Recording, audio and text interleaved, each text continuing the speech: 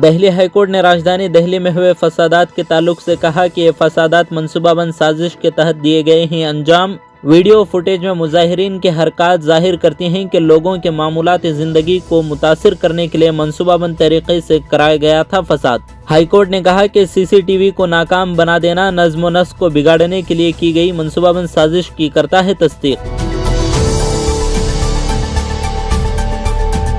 मुल्क के अवाम पर पेट्रोलियम मसनूआत की कीमतों का बोझ लगातार बढ़ता ही जा रहा। डीजल की कीमतों में जहां एक हफ्ते में 4 मरतबा इजाफा किया गया, वहीं तकरीबन 2 महीने के बाद पेट्रोल के दामों में भी कर दिया गया है इजाफा।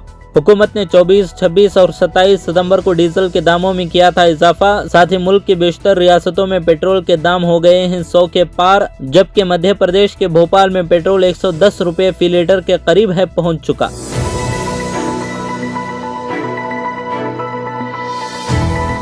यूपी हुकूमत ने IAS अफसर इफ्तिखारुद्दीन के वायरल वीडियो की तहकीकात के लिए दी SIT तश्कील। इल्ज़ाम है कि उन्होंने अपने सरकारी बंगले में की है मजहबी गुफ्तगू। 2014 से 2017 तक कानपुर के कमिश्नर भी हैं रह चुके। वायरल वीडियो इसी वक्त के कमिश्नर के सरकारी बंगले की है बताई जा रही।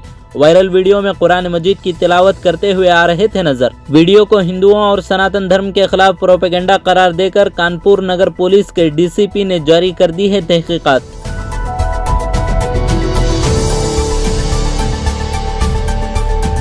30 अक्टूबर को मुल्क में 3 लोकसभा हलकों और 30 असम्बली नशिस्तों पर होंगे ज़िमनी इंतखाबात।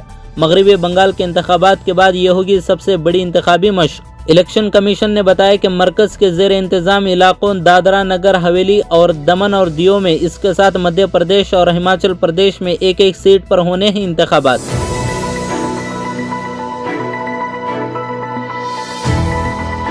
भगत सिंह की सालगिरह के मौके पर कन्हैया कुमार और गुजरात के आज़ाद MLA जिग्नेश मेवानी ने कर ली है कांग्रेस में शमूलियत इख्तियार। कांग्रेस में कन्हैया और जिग्नेश का किरदार क्या होगा, इस पर नहीं की गई कोई वजाहत। बताया जा रहा है कि दोनों नौजवानों को कांग्रेस और मुल्क भर में मोदी हुकूमत के खिलाफ तहरीकों के साथ जोड़ने की चला सकते हैं मुहिम।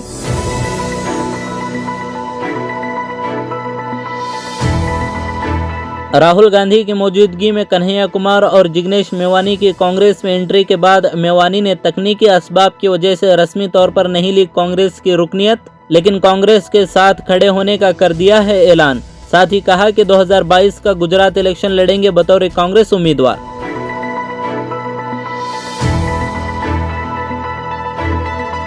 नवजोत सिंह सिद्धू ने अपने ओहदे से दे दिया है इस्तीफा, जिन्हें काफी हंगामा आराई के बाद किया गया था। कांग्रेस के पंजाब यूनिट का सदर मुकर्रर। सोनिया गांधी को लिखे गए खत में सिद्धू ने कहा, मैं पंजाब के मुस्तकबिल और फलाह व बहबूद के एजेंडे के साथ नहीं कर सकता समझौता, इसलिए दे रहा हूं रियासत कांग्रेस के सदर से इस्तीफा, लेकिन जारी रखूंगा कांग्रेस की खिदमत।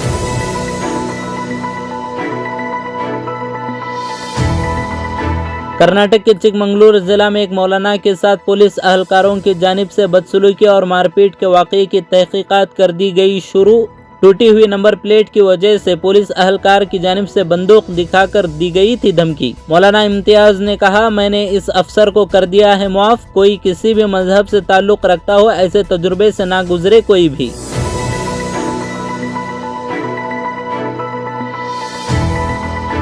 सूरतकल बजरंग दल की तरफ से गाड़ी रोककर हमला करने के मामले में 5 मुलजिमीन को किया गया था गिरफ्तार। ऐसी कमजोर दफात के तहत केस किया कि पुलिस स्टेशन में ही जमानत करके उन्हें कर दिया गया रिहा।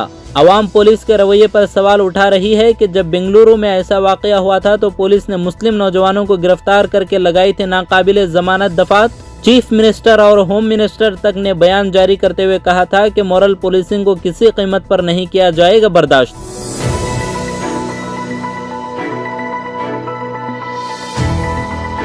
आसाम की वीडियो देखकर अरब सोशल मीडिया में गुस्सा। हिंदुस्तानी मसनूआत का बाइकाट करने की मुहिम है शुरू। कई मरतबा मसनूआत के बाइकाट के ट्रेंड देखने को ही मिले। इजरायली मसनूआत के बाइकाट से मुतालिक चलाई जाती रही है मुहिम। ऐसी ही मुहिम अरब दुनिया में सोशल मीडिया पर इंडिया की मसनूआत के हवाले से भी है चलाई जा रही। आसाम में मुसलमान शख्स पर होने वाले हमले की वीडियो हुई अब दुनिया भर में वायरल।